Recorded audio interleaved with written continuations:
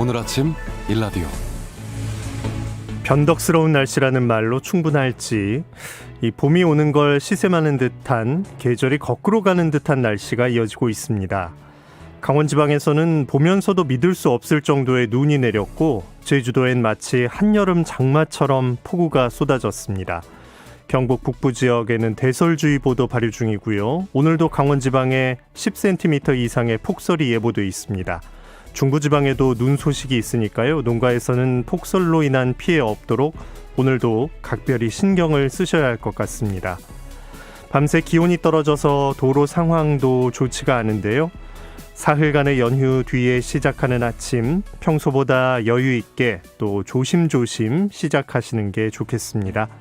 3월 2일 화요일 오늘 아침 일라디오 출발합니다. 저는 아나운서 김재홍입니다.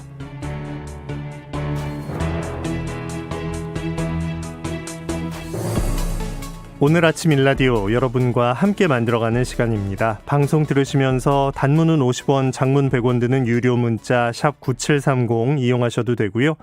유튜브에서 KBS 일라디오 공식 채널 검색하고 들어오시면 채팅창에 참여하실 수도 있습니다. 자, 그리고 매주 화요일 텃밭 가이드로 함께하고 있죠. 도시 농부들의 궁금증을 오늘도 박영재 관장이 풀어드릴 테니까요. 텃밭 농사 지을 때 어려웠던 점이나 봄 농사 시작을 앞두고 궁금한 점들 보내주시기 바랍니다. 자, 그럼 오늘도 새농퀴로 시작합니다. 세상의 모든 농수산물 퀴즈. 퀴즈 정답 보내주신 분들 가운데 추첨을 통해서 농촌진흥청에서 제공하는 웰빙 혼합 잡곡 세트, 경기 농촌 융복합 산업 인증 제품인 사과즙 세트, 모바일 커피 교환권 등 다양한 선물을 드립니다. 자, 이번 주도 20분께 행운이 가니까요. 잘 듣고 보내주시기 바랍니다.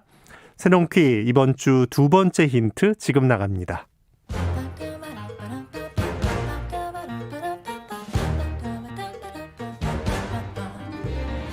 오늘 아침 일라디오가 선정한 우리 농수산물을 맞히는 세상의 모든 농수산물 퀴즈, 새농퀴. 안녕하세요. 퀴즈 내는 성우 김성입니다. 봄을 알리는 잎채소인 이것은 생명력이 강해서 옛날부터 논두렁이나 밭두렁, 그리고 들판 어디서나 쉽게 볼 수 있었습니다. 옛날에는 날이 포근해지기 시작하는 이맘때에 작은 바구니와 칼을 들고 이것을 뜯는 분들도 많았죠. 전남 여수에서는 지역 특산물이자 지리적 표시 제85호로 등록된 거문도 해풍 이것이 재배되고 있는데, 열흘 전쯤부터는 봄이 왔음을 알리는 올해의 첫 이것이 출하되기 시작했다고 합니다. 이것은 전남 한평군의 5대 특화 작목 중 하나이기도 한데요. 올해는 강수량이 적었고 한파까지 겹쳐서 출하가 좀 늦어졌다고 하네요. 한평과 강화도에서 자란 이것도 품질 좋기로 유명한데요.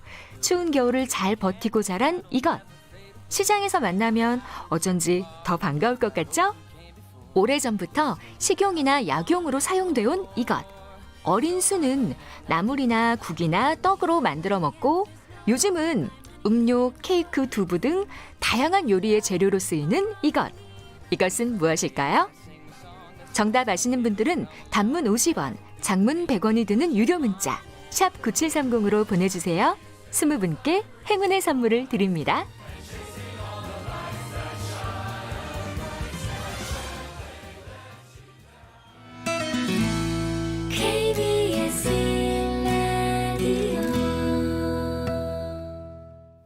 새농퀴 정답 아시는 분들은 단문 50원, 장문 100원 드는 유료 문자 샵 9730으로 보내주시기 바랍니다.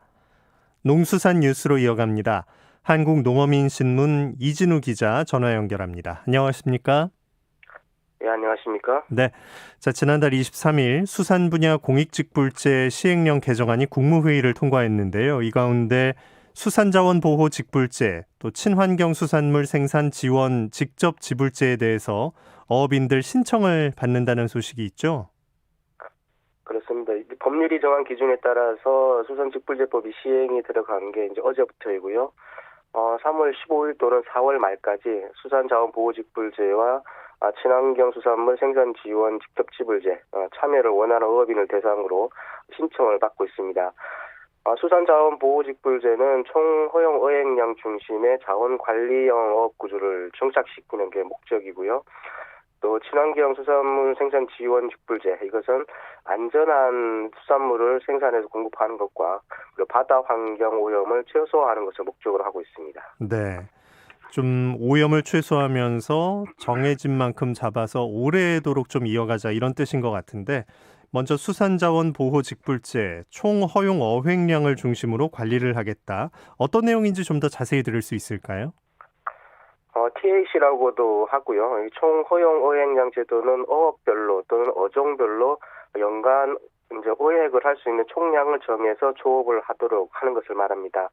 이걸 통해서 이제 어족 자원 관리를 하는 것인데요. 그래서 수산자원보호직불제는 총 허용 어획량을 준수하고 그 수산자원 보호를 위해서 자율적으로 휴어기를 시행하는 등의 이런 자원 관리 사업에 적극 노력한 어업인들에게 지원이 되는 겁니다. 올해 예산이 81억 원 가량이 편성이 돼 있고요. 신청 후에 직불제 지급 대상으로 만약에 확정이 되면 2톤 이하 어선의 경우에는 연 150만 원, 그리고 2톤을 초과하는 어선에 대해서는 톤수별로 구간에 따라서 연 65에서 75만 원의 단가를 적용해서 직불금을 지급하게 됩니다. 네. 신청을 어디로 하면 되는지 또 언제까지인지 알려주세요. 관련 서류를 구비하셨어요. 오늘부터 해서 4월 30일까지 자신이 어업허가를 받은 지자체에 신청을 하면 됩니다. 신청 절차나 신청 방법, 그리고 자격 요건, 제출 서류 등과 같은 서식이 포함된 사업 지침은 이 지자체하고 수협중앙회 등에 배부가 됐다고 하고요. 또 해양수산부 누리집에서도 사업 지침을 확인할 수 있다고 합니다. 그리고 이 직불금을 받기 위해서는 기본 의무로 총 허용 어획량을 배정받아서 준수해야 하고요.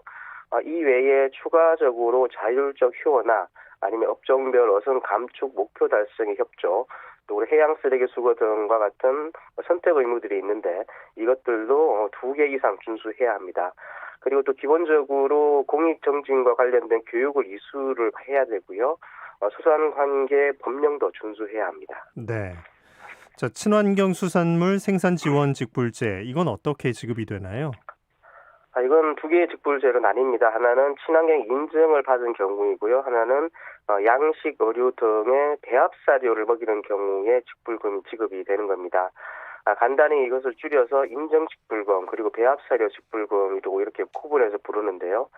우선 인정직불금의 경우에는 무항생제나 유기수산물 같은 친환경 인정을 받은 어가를 대상으로 기본적으로 유해요소 중점 관리 기준, 그냥 해썹이라고 하죠. 이 해썹을 준수할 경우에 인정 수준에 따라 차등 지급이 되는데요. 네. 유기 인증을 기준으로 본다 그러면은 헥타르당 품목에 따라서 최소 53만 원에서부터 2억 7,290여만 원까지 차등해서 지급이 된다고 합니다. 지원되는 금액 차이가 크네요. 그렇습니다. 이것도 이제 관행 양식 방식과 달리 친환경 인정을 받으려고 한다 그러면은 항생제를 쓰지 않거나 하는 등의 좀 더 어려운 사육 방식을 이제 쓰게 되는데요. 이에 따른 손실액의 일부를 지원하는 것으로 단가가 설정이 되면서 품목에 따라 단가 차이가 많이 나게 된 겁니다. 배합사료 직불금도 어떤 배합사료를 사용하느냐에 따라서 지원 단가에 큰 차이를 보입니다. 네. 배합사료 쪽에선 그럼 단가 차이 어느 정도입니까? 먼저 배합사료 직불금은 생사료 대신에 수산자원 보호 효과가 높고 또 그리고 사료 검정기관의 검정을 받은 이 배합사료를 사용하는 양식어가에 대해서 한 어가당 최대 2억 9천만 원 한도 내에서 지급이 됩니다. 20kg 사료 한 포를 기준으로 해서 5,420원에서 12,390원까지 지급이 되는데요. 이것도 생사료를 사용하는 경우에 비해서 배합사료를 사용할 경우에 발생하는 비용 차이의 일부를 보존해놓은 방식으로 이제 제도가 설계됐기 때문입니다. 네. 그러니까 이 배합사료 가격이 높은 곤충 배합사료를 사용할 경우에는 지급액이 늘어나는 구조로 설계가 됐습니다. 배합사료 직불금 신청은 이달 15일까지이고요. 그리고 인정 직불금은 4월 30일까지 관할 지자체에 신청을 하시면 됩니다. 네. 농수산 뉴스 한국농어민신문 이진우 기자가 전해드렸습니다. 고맙습니다. 감사합니다.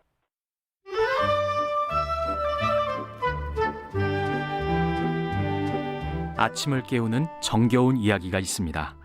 매주 월요일부터 토요일 오전 6시 15분 KBS 오늘 아침 일라디오.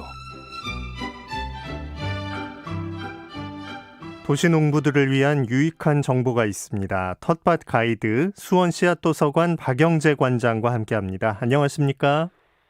네, 안녕하세요. 네, 어제 관장님 눈 오는 거 보셨나요? 네, 맞습니다. 아유, 네. 강원도에는 지금 차들이 고립될 정도로 폭설이 내렸는데 3월 초가 이렇다는 걸 진짜 다시 깨닫게 됐죠. 그래도 금요일이면 경칩인데 이제 본격적인 농사철이라고 얘기해도 되겠죠? 네, 그렇습니다. 강원도에 습기를 많이 먹으면 무거운 눈에 그 농사 시설물이 무너지지 않을까 걱정됩니다. 네. 도로 상황도 걱정이긴 한데요. 그 외 지역에는 비가 내려서 봄 농사를 준비를 해야 될 것 같습니다. 네. 요즘 보면 제 밭 주변에 냉이를 캐러 오신 분이 많아졌거든요. 네. 예, 그런 걸 보면 그래도 봄이 부쩍 가까이 왔다는 것을 느낄 수가 있습니다. 냉이뿐만 아니라 밭에는 벌써 봄 잡초들이 올라오기 시작했는데요. 흔히 농사를 풀과의 전쟁이라고 하잖아요. 올 한 해 풀과의 전쟁을 조금이라도 수월하게 치르려면 지금부터 준비가 필요합니다. 네. 맞아요. 저희 게시판에도 잡초와의 전쟁이 정말 걱정이다 이런 사연들이 많이 쏟아지고 있는데 이 제초제를 쓰자고 하니까 이제 작물이 걱정이고 안 쓰자고 하면 이제 손이 많이 가는 건데 그걸 해결할 방법을 지금 이제 알게 되는 거군요. 네. 잡초가 올라온 다음에는 일이 커지니까 지금부터 제가 알려드리는 방법을 시도해 보시면 좋을 것 같습니다. 네. 이렇게 날이 풀리면 제가 제일 먼저 하는 일은 검정 부직포나 100% 이렇게 빛을 가릴 수 있는 차광망으로 밭을 덮는 겁니다. 밭을 그냥 검게 그러니까 빛이 안 들어오게 덮어버리는 거네요. 지금 이 시기에 네. 말이죠. 네. 이렇게 하면 미리 잡초를 제거할 수 있거든요. 이렇게 덮어두고 3주에서 4주 정도 두면 따뜻한 날씨에 싹이 튼 잡초들이 햇볕을 못 봐서 약해집니다. 그런 다음에 덮었던 것들을 걷어내고 밭을 갈게 되면 잡초들을 일일이 추려서 집어내는 일을 덜 수가 있습니다. 네. 주변 농지를 둘러봤더니 모두들 비가 오기 전에 밭을 다 만들어 놓으셨더라고요. 예.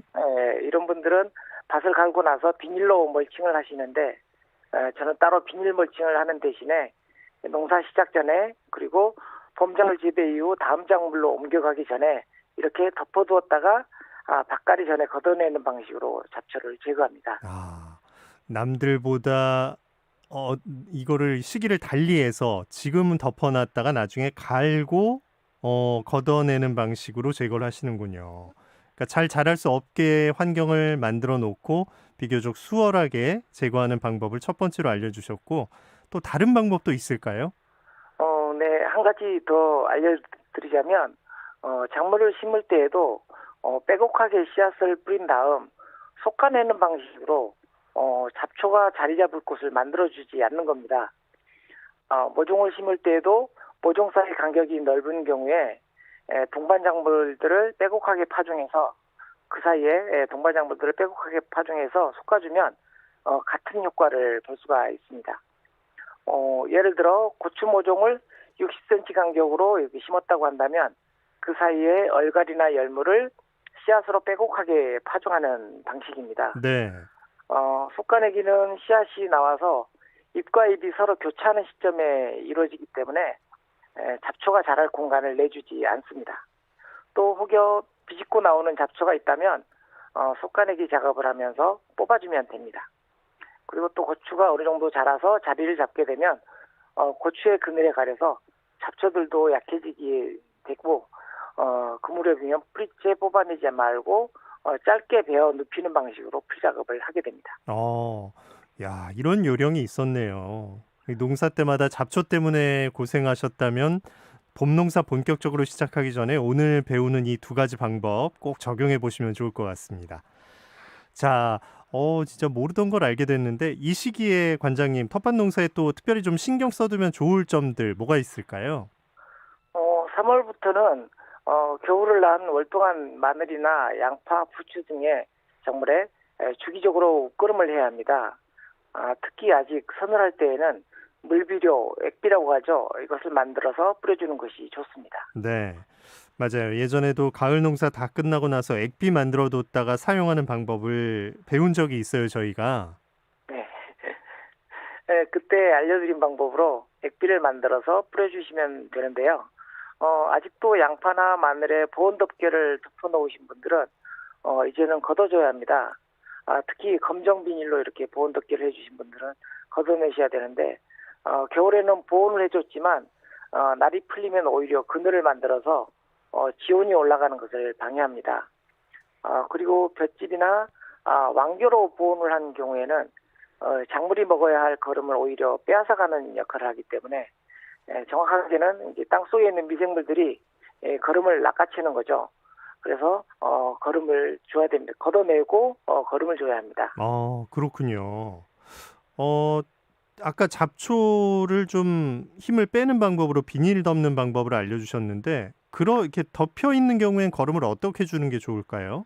보통 이렇게 비닐로 덮으신 분들은 웃거름을 화학비료 알갱이로 두세 알씩 작물 주변에 뚫린 구멍에 넣는 방식으로 주게 됩니다. 만약 보온 덮개로 덮어둔 볏짚이나 왕겨를 풀이 나지 않도록 멀칭으로 유지하려는 분들도 계신데요. 네네. 이럴 때는 거름을 더 자주 더 많이 줘야 합니다. 앞에서 말씀드린 것처럼 땅 속의 미생물들이 왕겨나 볏짚과 같은 탄소질을 먹어치우면서 함께 여러분이 이제 거름으로 주신 질소질의 거름까지 먹어치우기 때문인데요. 이걸 흔히 이제 질소기화 현상이라고 합니다. 그러니까 더 많이 줘서 나눠 먹어라 이런 뜻인가요? 네, 그렇습니다. 맞습니다. 아이고, 그래. 유지를 하지만 이걸로 다 나눠 먹어라. 이거 너무 욕심내지 마라 이런 것 같은데. 네. 이런 방법들이 있었군요. 잡초를 좀 비교적 수월하게 미리 좀 관리하는 방법 알아봤고 월동작물에 거름을 주는 요령에 대해서도 들어봤는데 자, 이제부터 또 슬슬 파종에 대한 얘기도 좀 들어보고 싶은데요. 네. 이제부터 파종할 수 있는 작물들을 알려드리겠습니다. 지난 시간에 늦설이 내리는 날을 알려드렸는데 수원에는 늦설이가 4월 초로 기록이 나와 있습니다. 늦설이 4주 전에 파종할 수 있는 씨앗들이 당근, 상추, 완두, 시금치와 같은 작물들이 있고요. 허브 종류로는 오레가노, 백미향, 바질, 딜, CLG와 같은 씨앗을 파종할 수가 있습니다. 네, 몇십 년의 기록을 그 평균을 내서 이제 그걸 시간을 되짚어 가지고 이제 파종하는 시기를 계산한 건데, 근데 지금 이렇게 추위와 폭설을 보면서 정신이 번쩍 드는데 또 특별히 살필 점이나 주의할 점이 뭐가 또 있을 것 같아요. 예, 이렇게 꽃샘 추위가 온다 하더라도 적산 온도라고 해서 작물들이 온도를 가늠해서 싹을 틔우기 때문에 너무 걱정하지 않으셔도 되고요. 대신에 흙을 살살 걷어서 이렇게 덮어주면 아주 잘 싹이 틀 겁니다. 너무 걱정하지 않으셔도 됩니다. 네, 작물들도 다 견디는 힘이 있다. 좀 믿고 시기적으로만 맞다면 해도 되실 것 같습니다. 미리 육묘 작업해놨던 모종 가운데는 어떤 걸 지금 심을 수 있을까요? 양파 모종을 심을 수 있습니다. 양파 모종을 심을 수 있고요. 그리고 월동한 마늘이나 양파 사이에 앞에서 얘기했던 이런 엽채류의 작물을 씨앗으로 파종하면 앞에서 얘기했던 풀을 막는 효과도 볼 수 있겠죠. 네. 3월 중순 이후에는 아마 감자도 심을 수 있고 모종 상태의 엽채류도 심는 시기가 될 수 있습니다. 네. 빽빽하게 심었다가 나중에 솎아내기를 하는 방식으로 풀도 막아본다. 오늘 배웠습니다. 자, 9768님께서 청취자분인데 텃밭에 과수나무 5그루가 있는데 이제 올해가 5년째라서 열매를 기대하고 있습니다. 겨울에 춥다고 이제 옷을 입혀줬는데 이제는 벗겨내도 괜찮을까요? 라고 질문해 주셨거든요. 시기적으로 어떤가요? 네, 이제 보온을 위해 쏴주셨던 보온재를 벗겨주셔도 좋습니다. 그리고 나무들이 아직 물을 올리지 않고 있는데 이 물이 올리기 전에 가지치기를 아직 하지 않았다면 마지막으로 가지치기를 해줘야 합니다. 또 이렇게 보온재를 걷어냈더니 줄기나 옹이의 껍질이 이렇게 갈라져서 틈 사이가 깊은 곳은 박피기라고 해서 그 보도블록에 껌딱지 되는 것처럼 비슷하게 생긴 박피기라고 하는 것으로 긁어주고 네. 그 속에 함께 월동한 해충들을 방지해야 합니다. 보통 진한 원액을 희석시키지 않고 원액으로 2, 3일 간격으로 3회 정도 살포하면 좋습니다. 또 이런 해충들과 달리 해충들을 잡아먹는 천적들은 돌무더기 사이나 나무 등거를 쌓아놓은 곳 사이에 그리고 또 연못 속에서 월동을 하는데요. 이런 것을 흔히 이제 비오톱 시설이라고 하죠. 이런 곳은 헐어내지 마시고 추가로 나무나 돌 그리고 물을 채워주십시오. 네. 아직 활동 시기가 아니기 때문에 기다려줘야 합니다. 이런 돌에는 보면 이제 연갈색의 거품처럼 생긴 알도 보이는데요. 사마귀알입니다. 사마귀는 해충을 잡아먹는 대표적인 천적인데 저희 온실 하우스 안에도 새로 이렇게 된 골조마다 이렇게 사마귀알이 붙어 있는 것을 볼 수가 있습니다. 그걸 보면서 이제 얘네가 잘 자라서 좀 해충 많이 잡아먹어라 이런 마음이 드시겠어요. 예. 네. 자, 육묘에 도전한 분들 이 온도 관리에 늘 신경이 쓰이실 텐데 이렇게 종잡을 수 없는 이런 때도 정말 매일매일 확인을 하셔야겠네요. 네, 맞습니다. 모종을 키운 육묘를 하시는 분들은 3월이 온도 관리에 가장 신경 쓰이는 때입니다. 보온 덮개나 비닐 덮개를 덮었다 벗겼다 반복해야 하고 또 너무 습도가 높지 않게 환풍도 시켜야 하고 그래서 거의 매일 붙어 있어야 관리가 되게 됩니다. 또 일교차가 크기 때문에 한눈을 팔 수가 없는데요. 이렇게 이제 좀 관리를 잘 해주시고 또 이제 3월 들어서 또 새로 이렇게 토마토와 엽채류 육묘도 시작을 할 때가 됐습니다. 네. 자, 관장님 같은 경우는 이제 토종 씨앗으로 육묘를 하실 텐데 이제 늘 들으면서 이제 나도 관심이 있는데 이런 분들 이 과정을 좀 함께 할 수 있는 기회가 있을까요? 네. 사회적 거리두기 때문에 대대적으로 홍보는 못했지만 지난주 토요일에 육묘를 함께하는 회원들이 모여서 고추모종을 옮겨 심는 작업을 했는데요. 멀리 제주도, 완도, 진도에서도 오셔서 깜짝 놀랐습니다. 아이고, 네. 토종 씨앗으로 육묘를 한다고 해서 오셨더라고요. 사회적 거리두기 때문에 4인 이하로 이렇게 나눠서 작업을 진행하고 있는데 매일 온도 관리하고 하는 당번을 정하는데 멀리서 오신 분들은 빼드렸습니다. 네. 매주 오실 수 있을지 염려되지만 열정이 대단하다고 느꼈습니다. 야, 맞아요. 처음 시작하는 분들은 좋은 선생님을 두고 배우고 싶은 마음이 많이 있으실 것 같습니다.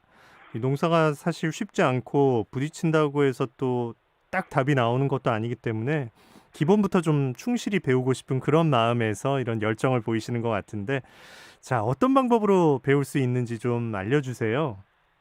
네. 처음 농사를 시작하는 초보 농부들은 각 지방자치단체마다 농부학교라고 하는 걸 엽니다. 좀 자세히 알아보시면 지자체 홈페이지나 이런 곳을 통해서 알아보시면 네. 농부학교가 언제 시작하는지 이렇게 알 수가 있는데요. 수원에서도 탑동에 있는 시민농장에서 토종 씨앗으로 농사짓는 농부학교가 열립니다.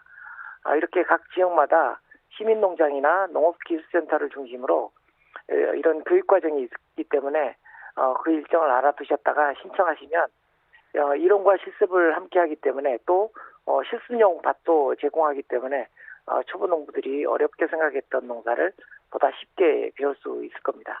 농부학교 꼭 기억해 두셨다가 정보를 좀 얻으시면 좋겠습니다. 자, 5718님은 서귀포에 계신데 자, 어제 비가 내려 땅이 젖은 상태입니다. 지금 노지에 옥수수 씨앗 파종해도 될까요? 너무 이르지 않은지요? 라고 하셨어요. 제주도에 계시다고요? 예. 제주도는 지금 뿌려도 될 것 같습니다. 네. 자, 김옥주님께서는 관장님, 마늘 양파에는 비료를 언제 줘야 합니까? 하셨어요. 땅이 풀리면서 거름을 주기 시작해야 되는데요. 네. 지금 이제 적기입니다. 지금부터 보통 일주일 간격으로 좀 주시고요. 날이 더 풀리면 이제 한 2주 또는 3주 간격으로 이렇게 주셔도 됩니다. 네.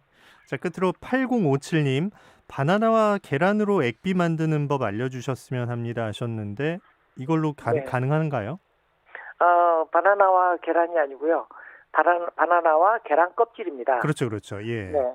바나나와 계란 껍질을 물을 조금 넣고 믹서기에다 갈아서 그것을 물비료로 이렇게 활용하는 건데요. 우리가 방송에 한번 소개한 적이 있어가지고 네. 네, 제가 다음 기회에 또 이거 보통 이제 토마토에 주는 거름으로 활용하는데요. 토마토 재배법을 하면서 한 번 더 자세하게 소개해드리도록 하겠습니다. 알겠습니다. 혹시 기억이 좀 다시 나셨을 수도 있고 다시 듣기로 네. 찾아보셔도 될 것 같습니다. 자, 오늘 텃밭 가이드 수원 토종씨앗 도서관 박영재 관장님, 오늘도 도움 말씀 고맙습니다.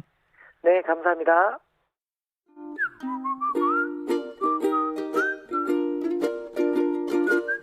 오늘 아침 일라디오 김재용 아나운서의 진행으로 듣고 계십니다.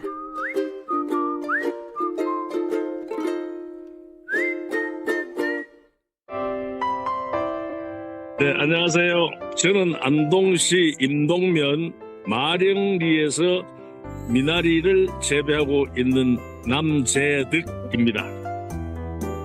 동네 앞산인데 밤새면서 이제 산불 넘어올까봐 지키고 그랬습니다. 우리보다가는 사실상 저 부산에서 소방대원들이 그 차를 끌고 와가지고 정말 진짜 밤새도록 고생하셨는데 그분들인데 뭐 식사도 지어서 대접을 하긴 했습니다만 참 감사한 일이지요. 원래 8년 됐습니다. 녹화진 지가. 그래도 학생입니다. 불미나리 그래서 밤미나리입니다. 기생충이 적고 없습니다. 없고 밭에서 하다 보니까 물을 뿌려서 하는 그런 재배법이기 때문에 거머리라든가 위에 충이 있을 수 있는데 전혀 그런 게 없고 간혹 가다가 이제 달팽이는 하나씩 생깁니다. 제대로. 농사가 미나리가 지금 계속 자라고 있는 상태죠. 지금은 미나리가 좀 자라가지고 향이 좀 덜해가지고 조금 더 기다리는 중입니다. 미나리 자체가 이제 그 온도를 높여가지고 하는 게 아니고 자연 천연 온도에서 자라기 때문에 인위적으로 키우고 할 수가 없어요. 자연 농법입니다. 지금 한 일주일 좀 더 있으면 미나리가 생산될 겁니다. 네, 작년에도 코로나 때문에 그 염려를 했었는데 다행히 그 다음에 멀리서 소문 들으신 분들은 인터넷 택배로 해가지고 택배로 해드리고 있습니다. 이게 봄의 전령이라 그러는데 모두 봄의 입맛을 아주 돋워주는 음식이죠. 앞으로 많이 좀 사랑해 주시고 저뿐만 아니라 모든 농민들이 풍년이 돼서 진짜 소득이 높아졌으면 좋겠습니다. 감사합니다. 미나리의 향긋함이 느껴지는 것 같은데요. 미나리가 밥상에 오르면 그야말로 그때부터 봄이죠. 경북 안동에서 반미나리, 불미나리 재배하시는 남재득님의 목소리 함께했습니다. 곧 수확 준비하고 계시다니까 많이 바빠지실 것 같은데 춥고 힘든 시기 또 산불 걱정까지 하면서 미나리 재배하시느라 고생 많으셨을 것 같습니다. 여기저기서 미나리 찾는 손길들이 많이 이어져서 어느 때보다도 바쁘고 즐겁게 봄을 맞이하셨으면 합니다. 날씨 알아보겠습니다. 어제 많은 눈이 내렸던 강원 영동과 영남 또 제주 산지에는 지금도 눈이 내리고 있습니다. 강원 영동의 대설경보, 경북 북부 동해안의 대설주의보가 발효 중인데요. 강원 영동에는 5에서 10cm의 눈이 더 내리겠고요. 울릉도와 독도에는 1에서 5cm, 경북 동해안엔 1cm 안팎의 눈이 더 내리겠습니다. 어젯밤부터 북서쪽에서 찬 공기가 내려오면서 아침 기온이 낮아졌습니다. 또 밤에 내린 눈비가 얼어서 출근길 도로 미끄러운 곳 많으니까요. 조심하셔야겠고요. 특히 터널 출입구 또 경사진 도로 지날 때 각별히 주의해서 지나시기 바랍니다. 오늘 아침 일라디오 함께하고 계신 지금 시각은 6시 45분입니다.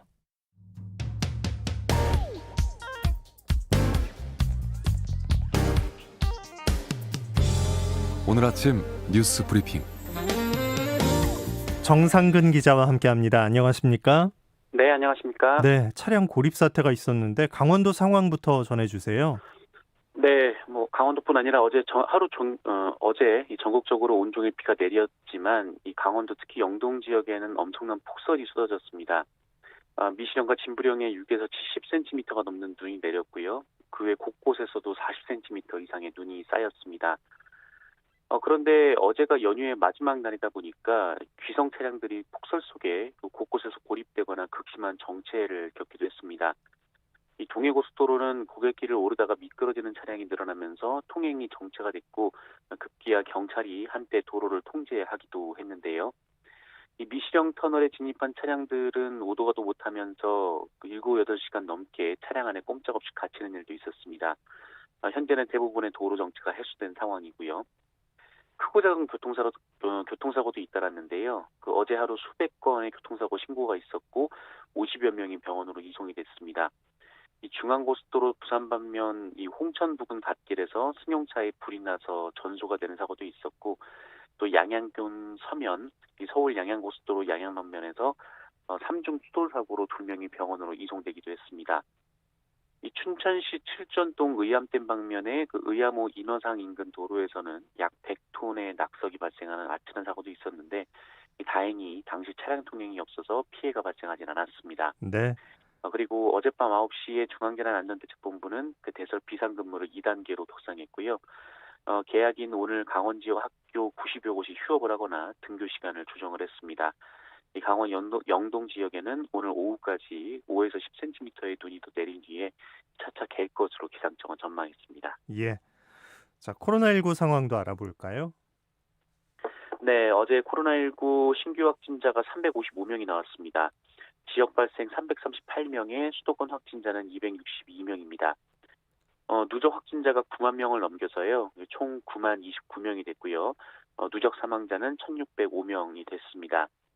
오늘은 어제보다는 확진자 수가 좀 줄어들 것으로 보입니다만 휴일 검사 건수가 평일의 절반 정도 수준이기 때문에 주 후반 확진 상황을 더 지켜봐야 합니다. 이 백신 접종은 어제로 나흘째를 맞았는데요. 모두 2만 1,177명이 접종을 마쳤습니다. 아스트라제네카 백신 접종자가 2만 613명, 이 중앙예방접종센터에서 접종 중인 화이자 백신은 지금까지 564명이 맞았습니다. 이 백신 접종 후 이상 반응이 나타났다는 신고도 어제 하루 40여 건이 추가돼서 신고 사례는 152건을 기록을 했습니다. 38도 이상의 발열 증상이 76%로 가장 많았고요. 근육통이 25%, 그 외에 두통, 메스꺼움, 오한, 어지러움 등의 증상이 있었습니다. 방역 당국은 모두 2, 3일 안에 사라지는 경증이라면서 면역 형성 과정의 일반적인 증상이라고 설명했습니다. 그리고 이상 증상이 발생하는 경우에는 증상에 따라서 휴식을 취하면서 냉찜질이나 진통제를 복용하면 도움이 된다라고 설명했습니다. 네. 자, 학생들 등교 준비 잘하고 있는지 모르겠는데 오늘 이제 개학이죠? 네, 아이들이 학교에 갑니다. 지난해에는 갑작스럽게 닥친 코로나19로 개학이 밀렸었는데 그래도 올해는 모두가 학교에 갈 수는 없더라도 개학은 제때 하기로 했습니다. 다만 유치원생과 초등학교 1, 2학년, 고등학교 3학년 학생들은 매일 등교를 합니다. 그 외의 학년들은 현재로서는 수업의 상당 부분을 원격으로 할 수밖에 없는데요. 이 백신 접종이 본격화되면 교육부는 1학기 중으로 등교 수업을 전 학년으로 확대하는 방안을 추진할 것이다라고 밝혔습니다. 그리고 방역 당국이 추진하고 있는 거리두기 체계 전면 개편안에 맞춰서 학교 밀집도의 기준을 완화해서 등교 인원을 늘리는 방안도 검토하고 있습니다. 그리고 교육부는 3분기로 예정된 교사들에 대한 백신 접종 시기도 앞당길 필요가 있다라는 요구안을 질병관리청에 전달했고요. 방역당국은 교육부의 요구를 검토하기 시작했습니다.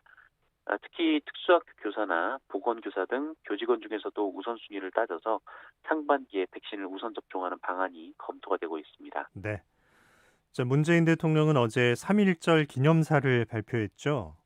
네, 어제 102주년 3.1절 기념식이 종로 탑골공원에서 치러졌는데요. 이 자리에서 문재인 대통령은 일본을 향해서 우리 정부는 언제든 마주 앉아 대화를 나눌 준비가 돼 있다라고 했습니다.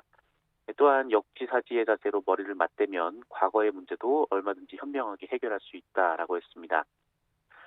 문재인 대통령은 일본과 우리 사이에 불행했던 역사는 가해자는 잊을 수 있어도 피해자는 잊지 못하는 법이라고 말을 했지만 이 100년이 지난 지금 양국은 매우 중요한 이웃이 됐다라고 평가하기도 했습니다. 또한 이 과거사 문제 그리고 미래지향적 관계를 분리하는 투트랙 기조를 재확인했는데요. 이 과거의 역사를 직시하면서 교훈을 얻어야 하지만 과거에 발목 잡혀 있을 수는 없다라거나 이 정부는 언제나 피해자 중심주의 입장에서 지혜로운 해결책을 모색하겠지만 한일 양국의 협력과 미래 발전을 위한 노력도 멈추지 않을 것이다라는 얘기 등이었습니다. 한편 문재인 대통령은 오는 7월 예정된 도쿄올림픽을 거론하면서 한일 간, 남북 간, 북일 간, 북미 간 대화의 기회가 될 수도 있다라며 성공적 개최를 위한 협력을 약속하기도 했습니다. 또 지난해 출범한 동북아 방역 보건협력체에 일본이 참여를 검토하고 있고 북한도 함께 참여하기를 기대한다라고 밝히기도 했습니다. 네. 자, 서울시장 보궐선거 4월 7일인데 민주당의 후보로는 박영선 후보가 선출됐네요. 네, 더불어민주당의 서울시장 후보로 박영선 전 중소벤처기업부 장관이 선출됐습니다. 최종 득표율은 박영선 후보가 69.56%, 우상호 후보가 30.44%였습니다. 일반 여론조사와 당원 투표 모두 박영선 후보가 크게 앞섰지만 당원 투표에서는 우상호 후보가 조금 더 격차를 좁히긴 했습니다. 이 박영선 후보 개인으로서는 세 번째 도전 만에 서울시장 본선행 티켓을 거머쥐었는데요. 이 박영선 후보는 첫 여성 서울시장이 돼서 가능성의 서울을 만들겠다라고 선언했습니다. 또한 서울을 21분 안에 병원과 도서관에 갈 수 있고 산책과 쇼핑이 가능한 도시로 만들겠다라고 했고요. 2025년까지 서울시 녹지 비율을 40%로 높이고 마스크 걱정, 부동산 걱정으로부터 자유롭게 하겠다라고 공약했습니다. 한편 민주당은 법여권 후보 단일화에도 속도를 낼 계획인데요.